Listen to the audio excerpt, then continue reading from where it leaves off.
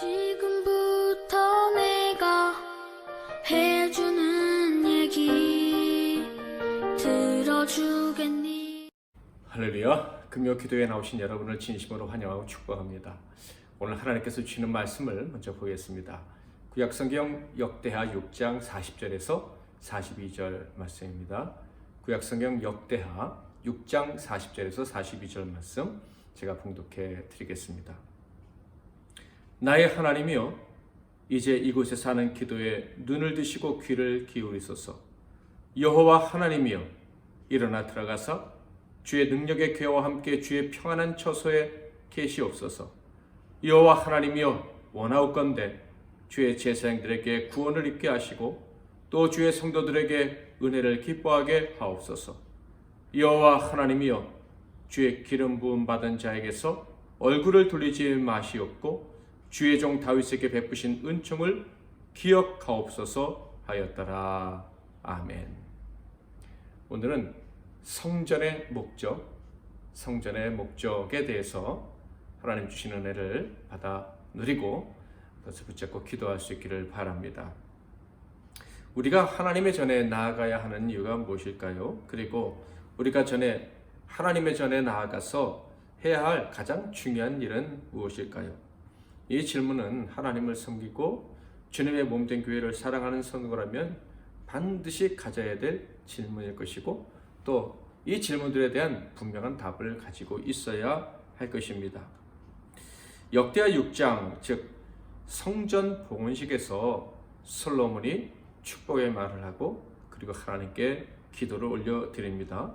솔로몬의 중보기도라고 하기도 하지요. 자, 이 봉헌식에서 솔로몬이 한 말과 그리고 기도는 우리가 지금 방금 했던 그 질문에 대한 분명한 답을 주고 있습니다. 성전은 왜 세워졌으며 성전은 왜 나가야 되고 성전에서 우리가 해야 될 일은 무엇인가에 대한 분명한 답을 준다 하는 거예요. 오늘은 이 말씀을 묵상하면서 그 분명한 답을 저와 여러분이 확실히 깨달을 수 있기를 바랍니다. 먼저 11절에서는 성전을 세운 목적을 분명히 이야기하고 있습니다. 11절, 내가 또 그곳에 여호와께서 이스라엘 자손과 더불어 세우신 언약을 넣는 궤를 두었노라 하니라. 성전을 지은 가장 큰 목적은요, 언약궤를 모시기 위함이었습니다. 그 언약궤 뚜껑엔 하나님이 임재하신다. 하나님이 임재하시는 장소라고 해서 그 언약궤의 뚜껑은 시은좌, 시은소라고 부른다 그랬죠. mercy seat, 은혜 보좌, 이런 의미예요. 그러니까 성전을 아무리 화려하게 지어도 법궤가 없으면 그 성전은 가치를 가질 수가 없어요. 그러나 천막과 같이 초라한 회막이라 할지라도 거기에 하나님의 법궤가 계시다면은 하나님이 임재하시는 곳이 되고 아주 중요하고 거룩한 성소가 되는 것입니다. 솔로몬은 그것을 알고 있었어요. 성전에서 가장 중요한 것은 법궤, 곧 언약궤라는 것입니다. 그래서 11절에 그 성전에 내가 언약궤를 모셨다, 이렇게 솔로몬이 강조하고 있는 것입니다. 그 언약궤를 모시는 성전의 장소 이름은 뭐라 그랬죠? 지성소라고 했습니다.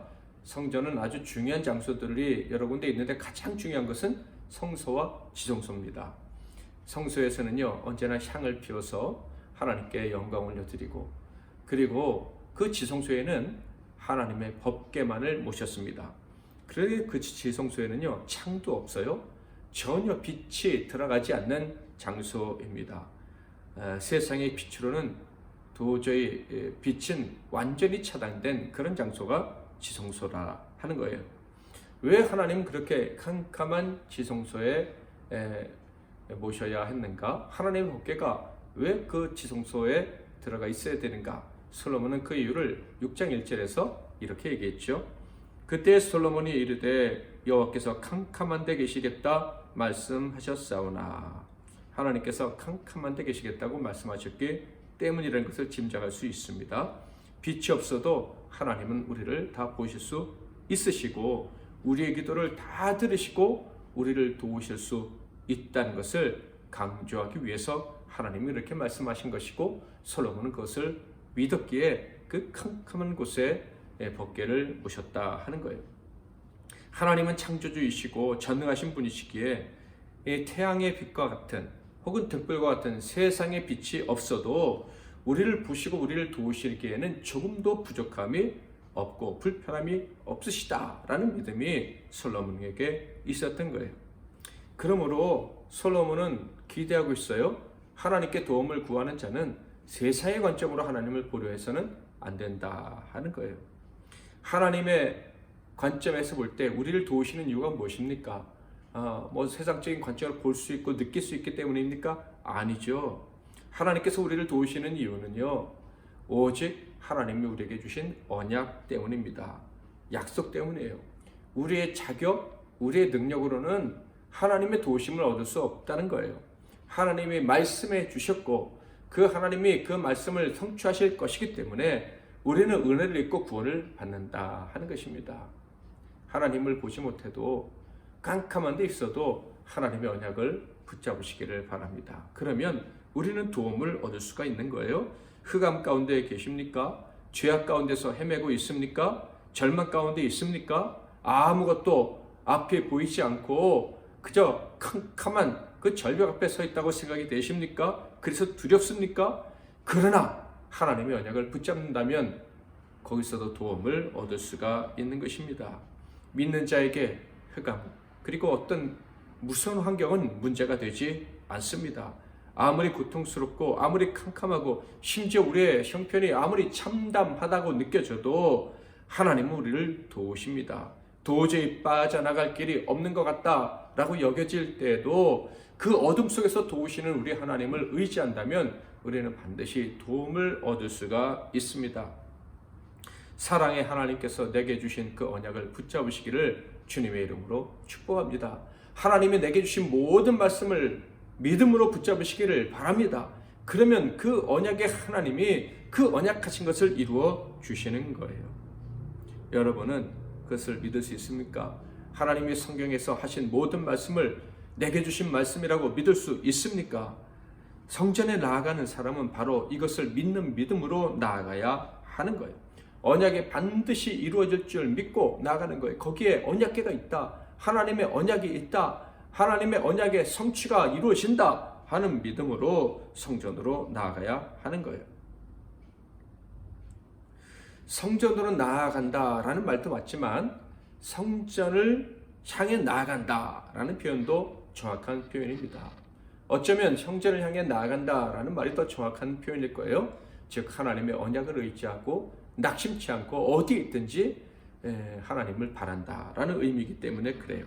그래서 다니엘은 먼 나라 예루살렘 성전과는 너무나도 멀리 떨어져 있는 그 바벨론으로 포로로 끌려갔지만 거기서도 하나님의 언약을 붙잡고 기도할 수가 있었던 것입니다. 언약이 있는 예루살렘을 향해 언약궤가 있는 그 성전이 있는 예루살렘을 향해 그는 하루에 3번씩 기도하고 하나님의 구원의 은총을 경험했다 하는 것입니다. 그는 하나님을 향해 그 언약을 의지하고 붙잡고 기도하는 것이 생명인 줄 알았기에 그 어떤 것과도 바꾸지 않았고 어떤 박해가 와도 포기하지 않았습니다. 목숨을 걸고 기도할 수 있었던 것입니다. 성전에 나아가는 사람, 성전을 사모하는 사람은 하나님의 언약의 성취를 믿고 기대해야 하는 것입니다. 신약시대에는 이런 모습이 어떻게 나타났죠? 바로 예수를 바라보고 예수를 의지하고 예수께 나아가 예수 이름으로 기도하는 것으로 나타났습니다. 왜 그렇습니까? 예수가 하나님의 언약이고 하나님의 언약의 완전한 성취가 되시기 때문에 그런 거예요. 그 언약궤라는 것은 하나님의 임재하시는 장소라는 것은 곧 예수 그리스도를 예표하는 거예요. 예수 안에 하나님이 계시고 하나님이 예수 안에 계십니다.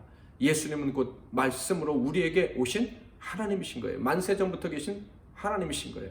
오시겠다고 약속하셨는데 정말 오신 하나님인 거예요. 그러므로 예수 이름을 부르는 자, 예수를 의지하는 자, 예수께 나가는 자는 성전으로 나아가는 것이고 언약 앞으로 나아가는 것이고 그러므로 그는 하나님의 은총 입게 되는 거예요. 하나님의 영광을 경험하며 살아가는 인생이 되는 것입니다. 로마서 10장 13절 읽어볼까요? 누구든지 주의 이름을 부르는 자는 구원을 받으리라. 사랑하는 성도 여러분, 아무리 힘들고 어려워도 예수 이름을 부르십시오. 지금 너무나도 인생이 허무하다고 생각되십니까? 심지어 예수 믿고 교회 나가고 신앙생활 해왔던 모든 것이 다 허사처럼 느껴지시는 그런 기가 막힌 상황에 있으십니까? 그래도 예수 이름을 부르십시오. 하나님의 언약, 하나님의 약속은 반드시 성취된다. 깜깜한 흑암 가운데서도 하나님은 다 푸시고 다 이루어 주실 수 있다라는 믿음으로 예수 이름을 부르십시오. 그러면 구원을 얻습니다. 살아야 될 힘과 용기를 얻을 수가 있고 살아야 될 이유를 분명히 발견하게 될 것입니다. 예수 이름을 부르는 자는 영광스러운 현장에서 살아갈 수가 있어요. 아, 여기서 끝나는 것이 아니구나. 내 인생은 영원과 연결되어져 있구나. 내 인생은 영원하신 하나님이 기뻐하시는 것이고 내 인생의 열매들은 영원히 하나님께 받아들여지는 열매구나 하는 것을 깨닫고 힘을 얻을 수 있는 것입니다. 예수만 바라보면 멀리서도 예수만 의지하면 구원을 얻는다라는 믿음은 신약시대에만 유효한 것이 아니었습니다. 구약시대에도 마찬가지였다는 거예요. 성전에 가서 기도하는 것이 아니라 성전을 향해 기도해도 하나님이 응답해 주신다. 어디에 있든지 하나님의 언약을 의지하는 사람은 임마누엘 예수님과 동행하며 기도하는 우리들과 마찬가지로 구원을 얻을 수 있고 응답을 받을 수 있었다 하는 거예요. 솔로몬도 이 사실을 분명히 알고 있었습니다. 그 이유에 대해서 뒷부분에서 좀 더 자세히 살펴보게 될 거예요.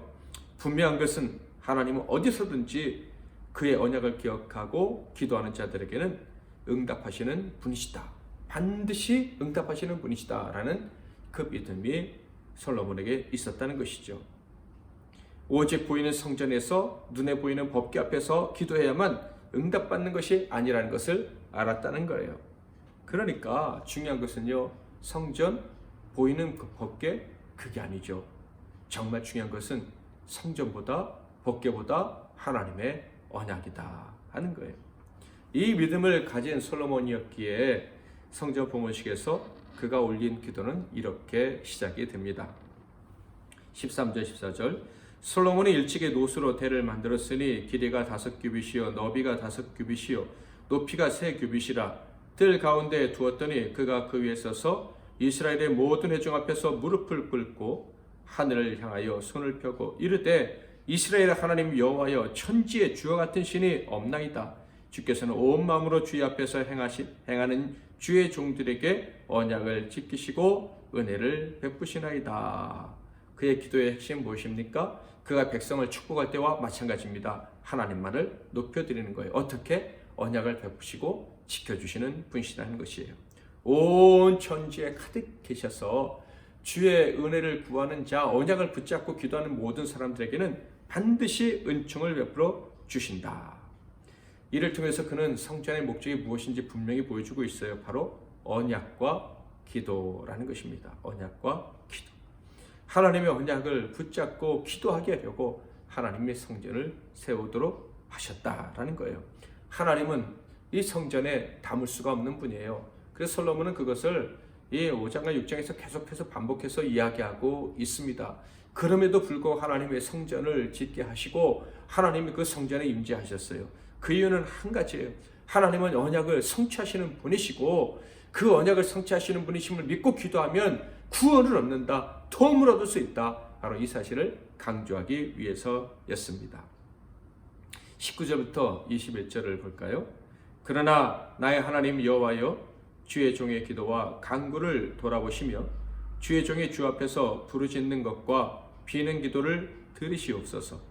주께서 전에 말씀하시기를 내 이름을 거기에 두리라 하신 곳 이 성전을 향하여 주의 눈이 주야로 보시오며 종이 이곳을 향하여 비는 기도를 들으시옵소서. 주의 종과 주의 백성 이스라엘이 이곳을 향하여 기도할 때 주는 그 간구함을 들으시되 주께서 계신 곳 하늘에서 들으시고 들으시사 사하여 주옵소서. 하나님의 이름 곧 언약을 두신 이 하나님의 전을 향하여 기도하면 하나님이 응답해 주실 것이다 라고 솔로몬은 이야기하고 있습니다. 그러니까 성전 안에 들어와 따라서 기도하지 않아도 된다는 것을 그는 알고 있었던 거예요. 왜? 이 성전에 하나님을 담을 수가 없으니까. 하나님의 성전은 온 전지라고 할 수 있어요. 하나님은 온 세계에 가득하신 분인 거예요. 그러므로 언제나 어디에나 하나님이 계시므로 성전을 향하여 기도하기만 하면, 즉 그 하나님의 언약을 믿는 믿음으로 기도하기만 하면 하나님이 응답해 주신다. 이것이 솔로몬의 믿음인 것입니다. 그러므로 어떤 상황에 처해 있어도 괜찮아요. 얼마나 기가 막힌 상황이 우리에게 많이 펼쳐집니까? 상관없어요. 그때에도 하나님의 언약을 붙잡을 수만 있다면, 하나님의 언약을 그 언약의 성취가 내 삶 가운데서 이루어질 줄로 믿고 기도하기만 한다면 하나님은 응답해 주신다 하는 거예요. 솔로몬은 이 믿음이 있었기에 아주 다양한 상황들을 상정하면서 이제 구체적으로 하나님께 기도를 올려드립니다. 많은 사람들이 이것이 솔로몬의 중보기도다, 솔로몬이 그 백성들과 후손들을 위해서 한 기도다라고 이야기하기도 합니다. 엄밀하게 말하면 솔로몬이 모든 상황 속에서 도우신 하나님을 믿고 기도한 것이고, 그 후손들도 역시 모든 상황, 어떠한 상황이든지 하나님이 도와주실 줄 믿고 기도하라고 이렇게 기도한 것이다 라고 생각할 수 있겠습니다. 자, 22절부터 솔로몬의 중보기도라고 하는데, 백성들이 당할 수 있는 모든 어려운 상황들을 상정하며 기도합니다. 22절부터 23절은 특별히 재판정에서 하나님의 언약을 바라보면서 기도하면 하나님이 그 재판에서 도움을 주실 것이다 라고 이야기를 합니다. 22절 23절 읽어볼까요? 만일 어떤 사람이 그의 이웃에게 범죄함으로 맹세시킴을 받고 그가 와서 이 성전에 있는 주의 제단 앞에서 맹세하거든 주는 하늘에서 들으시고 행하시되 주의 종들을 심판하사 악한 자의 죄를 정하여 그의 행위대로 그의 머리를 돌리시고 공의로운 자를 의롭다 하사 그 의로운 대로 갚으시옵소서. 자, 재판을 받는데 기가 막힌 상황이 펼쳐집니다. 솔로몬이 그것을 미리 예상하고 지금 기도하고 있는 거예요. 어쩌면 그런 상황을 솔로몬이 많이 보았을 수도 있겠죠. 그 아버지를 통해서 간접적으로 경험을 했을 수도 있었을 거예요. 재판을 받으려 하는데, 공정한 재판을 기대했는데 가짜 증인이 등장을 한 것입니다. 악한 사람들이 꾀였는지 협박을 했는지 알 수 없지만 그 악한 자의 말에 넘어갔는지 모르지만은 거짓 증언을 하겠다고 재판장에 나온 거예요. 그러면 어떤 일이 벌어지겠습니까? 공의로운 재판이 펼쳐지겠습니까? 아니죠. 내가 아무리 정직해도 나는 억울하게 당할 수밖에 없는 거예요. 세상에 참 그런 일들이 많이 있습니다. 그런데 솔로몬이 뭐라고 말해요? 그때 언약을 주시고 성취하시는 하나님을 바라보고 성전을 향해 기도하면 하나님이 도와주실 것이다 라고 기도하고 있는 거예요. 하나님, 우리가 재판장에 설 때 하나님께 도움을 구할 테니 응답해 주세요. 저와 우리 후손들이 억울한 재판장에 서게 될 때 하나님을 향해, 성전을 향해 언약을 붙잡고 기도하면 반드시 도와주세요 라고 기도를 하고 있는 것입니다. 여러분, 이런 경험을 해보셨나요? 정말 억울한 일을 우리는 당할 수가 있습니다. 자, 그런데요, 그럴 때 하나님의 언약을 붙잡고 기도하면 어떤 일이 벌어집니까? 기가 막히게 재판에서 이기는 일도 당연히 벌어지지만 사실 그보다 먼저 마음의 평안을 경험하게 됩니다. 악한 자들, 거짓말쟁이들은요, 자기들이 유리하다고 생각하면서도 불안에 떨고 흥분하고 안절부절할 거예요. 안절부절 못할 거예요. 그러나 하나님을 향해 기도한 사람은요, 그 재판이 아무리 억울하게 그리고 부당하게 흘러간다 할지라도 마음의 평강을 빼앗기지 않습니다. 야, 하나님이 이렇게 도와주시는구나, 나는 이미 이겼구나 하는 믿음을 가질 수가 있게 되는 거예요. 당장 그 재판에서 지는 결과가 나왔다 할지라도 결코 하나님이 그를 패배자로 인생을 맞이하지, 패배자로 인생이 끝나도록 하지 않으신다 하는 거예요. 반드시 이기게 하시는 거예요. 또한 죄를 지었을 때도 기도해야 한다고 솔로몬은 이야기합니다. 죄값을 치르는 일이 있더라도 낙심하지 말고 언약을 붙잡고 기도하면 하나님이 회복시켜 주실 것이다. 자, 24절부터 25절에는요. 전쟁에 패했을 때에도 기도하라고 얘기하고 있습니다. 만일 주의 백성 이스라엘이 주께 범죄하여 적국 앞에 패하게 되므로 주의 이름을 인정하고 주께로 돌아와서 이 성전에서 주께 빌며 간구하거든 주는 하늘에서 들으시고 주의 백성 이스라엘의 죄를 사하시고 그들과 그들의 조상들에게 주신 땅으로 돌아오게 하옵소서.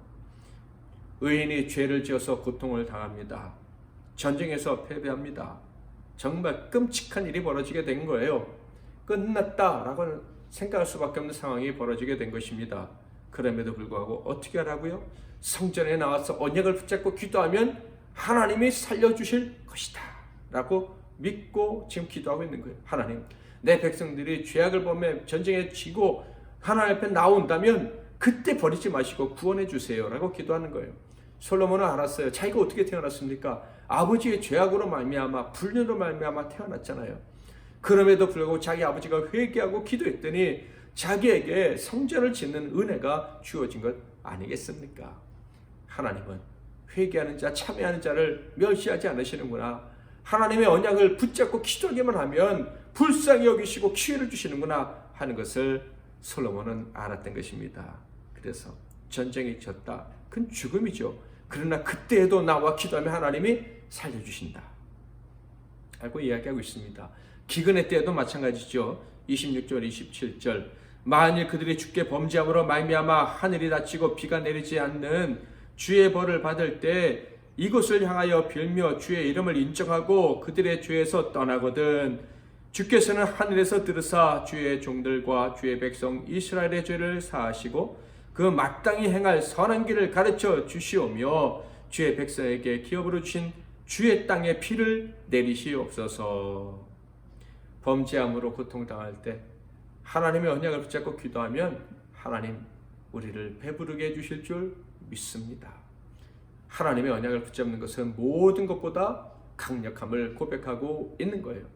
흑암 중 아무리 기대할 것이 없다고 생각하는 중에도 그 언약을 붙잡으면 살 수 있다 하는 것을 그의 기도로 고백을 하고 있습니다. 또한 그의 자손들에게 백성들에게 가르치고 있는 것이죠. 28절에서 31절에는 다양한 이유들로 하나님 앞에 나와서 주의 이름을 부르면 그때도 응답해 달라고 기도합니다. 여러분, 하나님께 기도해야 될 이유가 있으십니까? 크든 작든 상관없어요.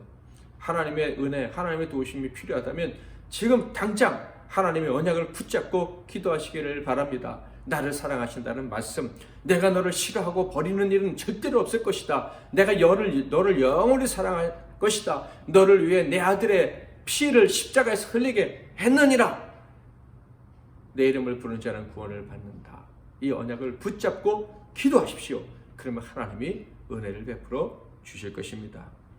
32절과 33절에는 아주 놀라운 기도의 내용이 있죠. 읽어보겠습니다. 주의 백성 이스라엘에 속하지 않은 이방인에게 대하여도 그들이 주의 큰 이름과 능한 손과 펴신 팔을 위하여 먼 지방에서 와서 이 성전을 향하여 기도하거든 주는 계신 곳 하늘에서 들으시고 모든 이방인이 주께 부르짖는 대로 이루사 땅의 만민이 주의 이름을 알고 주의 백성 이스라엘처럼 경외하게 하시오며 또 내가 건축한 이 성전을 주의 이름으로 일컫는 줄을 알게 하옵소서. 성전에 가까이 올 수 없는 이방인이라도 성전을 향해서 기도하면 그들의 기도를 들어달라는 솔로몬의 간청입니다.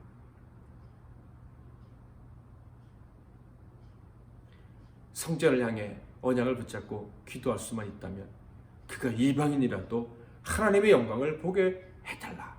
엄청난 기도입니다. 유대인들이 이 솔로몬의 기도를 기억하고 있었다면 이방인들을 멸시하지 못했을 거예요. 이방인들을 그렇게 무시하고 그리고 멸시하는 그리고 선민 사상에 사로잡혀서 교만하게 행하는 그런 짓을 하지 않았을 거예요.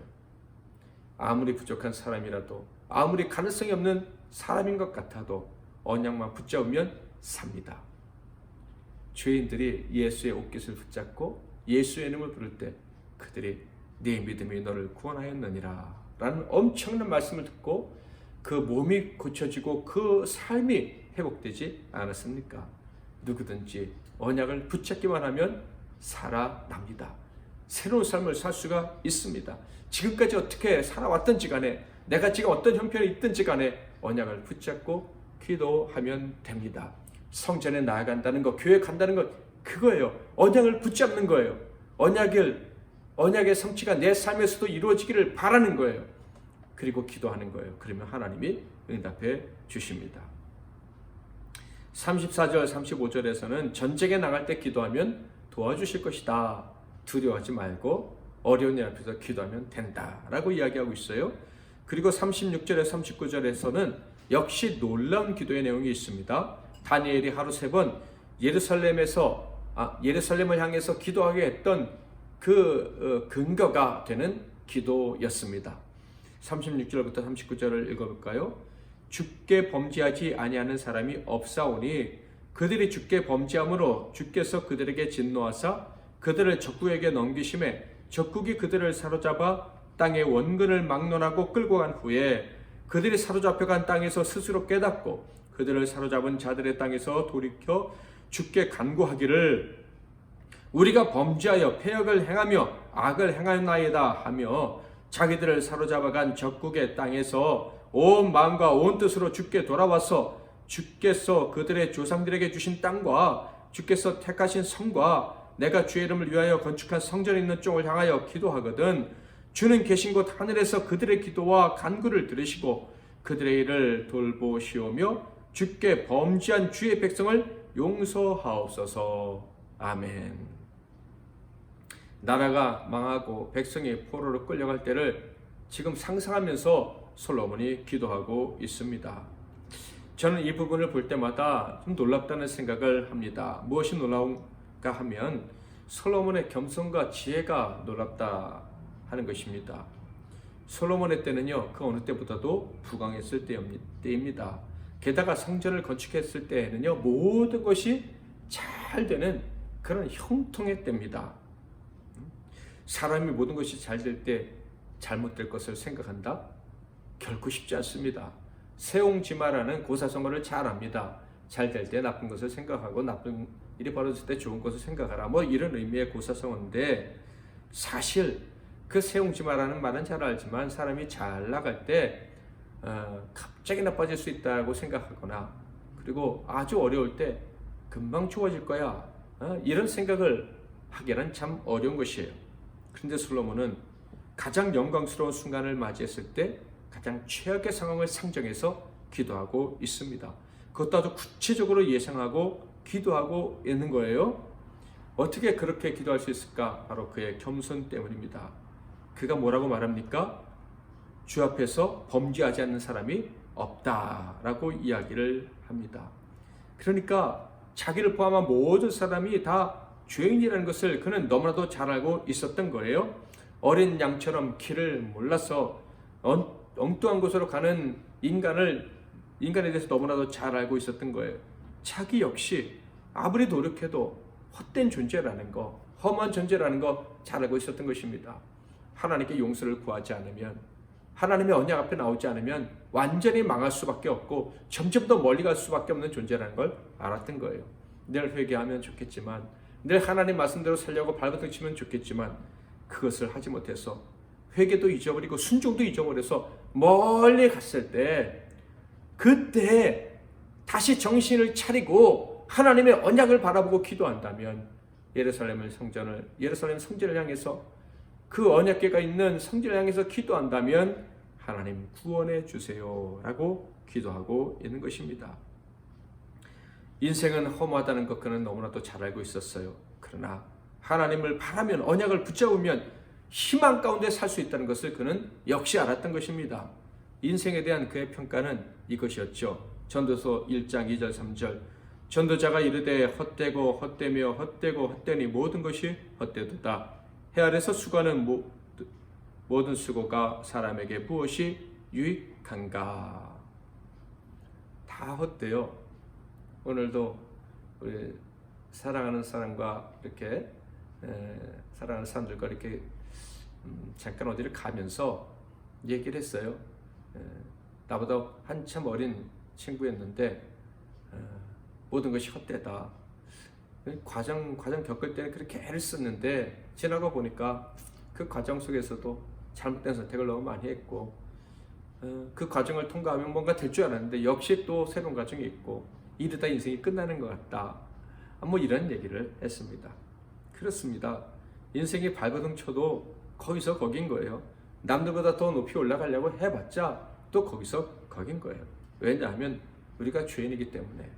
죄인이라서 결코 만족을 할 수가 없어요. 늘 부끄러울 수밖에 없는 거예요. 자, 그렇다면 우리 인생에 살아야 되는 이유가 있습니까?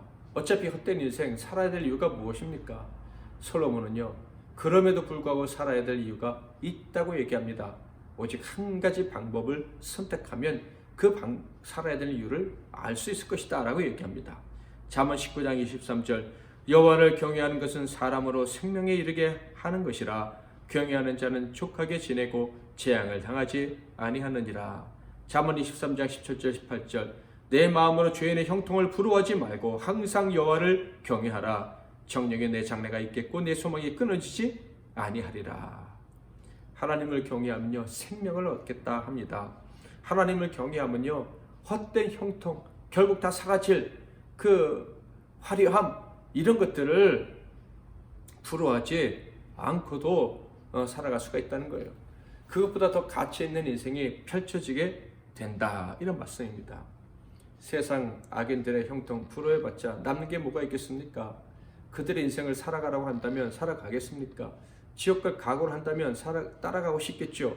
그러나 정말 인생의 행복, 자유, 가치를 생각한다면 그 불의한 자의 형통을 결코 우리는 따라갈 수가 없는 거예요. 그런데 여호와를 경외하면 그런 사람들의 장래와는 비교도 할 수 없는 복된 장래가 주어진다. 소망 있는 삶을 살게 될 것이다 라고 이야기를 하고 있습니다. 잠언 맨 마지막 31장에는 이런 말씀도 있어요. 고운 것도 거짓되고 아름다운 것도 헛되나 오직 여호와를 경외하는 여자는 칭찬을 받으리라. 한 아내로 살아간다는 것 얼마나 힘든 일이고 지나보면 그 역시도 허무하게 느껴질 수가 있어요. 그러나 여호와를 경외하는 여성은 결코 험한 인생을 살지 않게 될 것이다 라는 말씀입니다. 헛된 인생이 될 수 없다는 거예요. 사랑하는 성도 여러분, 이 험한 인생길을 우리가 걸어가고 있는 것 같지만 여호와를 경외한다면 그분만을 높이고 살아갈 수만 있다면 우리는 가치 있는 인생을 살 수가 있습니다. 살아야 되는 이유, 살게 하신 이유를 분명히 알고 기쁘게 살아갈 수가 있는 거예요. 여러분, 하나님이 존재하지 않으시고 그래서 하나님을 바랄 수 없다는 삶, 없는 삶을 한번 생각해 보세요. 어떤 보장도 주어지지 않는 그런 인생인 거예요. 두려움에 떨 수밖에 없는 인생인 것입니다. 험한 인생으로 살다가 끝나는 거예요. 그런 사람은요, 사랑하는 사람들과 맺은 모든 맹세가 허망에 끝날 것을 알게 됩니다. 영원히 사랑하겠다 하는 그 말, 지킬 수 없다는 것을 마지막 순간에 깨닫고 세상을 떠나게 되겠죠. 그러나 여호와를 경외하는 자, 언약을 베푸시고 실행하시는 자를 믿고 존경하며 따르는 자, 그 사람에게는 반드시 생명이 주어집니다. 사는데 영원히 사는 그런 기쁨이 주어지는 거예요. 살아야 될 이유를 깨닫게 되고 더 깊이 깨닫게 된다 하는 것입니다. 기쁘게 하루하루를 살아갈 수가 있는 거예요. 그러므로 사랑하는 성도 여러분, 주님의 교회에 나가서 예배하는 여러분, 예수를 믿는 여러분, 하나님을 경외함으로 늘 그 앞에 나아가십시다. 하나님을 경외한다는 것은 뭐죠? 하나님의 언약을 기뻐하고 그 언약의 성취를 믿고 살아가는 것을 말합니다. 하나님의 약속은 반드시 성취된다. 그 말씀을 붙잡고 살아가는 것이, 그 말씀을 의지해서 순종하며 살아가는 것이 여호와를 경외하는 것입니다. 예수 그리스도를 통해서 우리를 구원하시겠다는 그 약속은 반드시 성취됩니다. 이것을 믿고 살아가는 것이 바로 믿음의 삶인 것입니다. 하나님을 경외하는 삶인 것입니다. 사랑하는 성도 여러분, 하나님을 경외함으로 오늘도 하나님께 기도하며 나아가기를 원합니다. 솔로몬의 기도 중 마지막 기도를 우리가 같이 읽으면서 여러분의 마음의 기도 제목들을 확인해 보시기를 바라는데요. 특별히 여기 보면 나의 하나님이여 하나님이여 하는 말이 수없이 반복되고 있습니다. 어떤 하나님이겠습니까?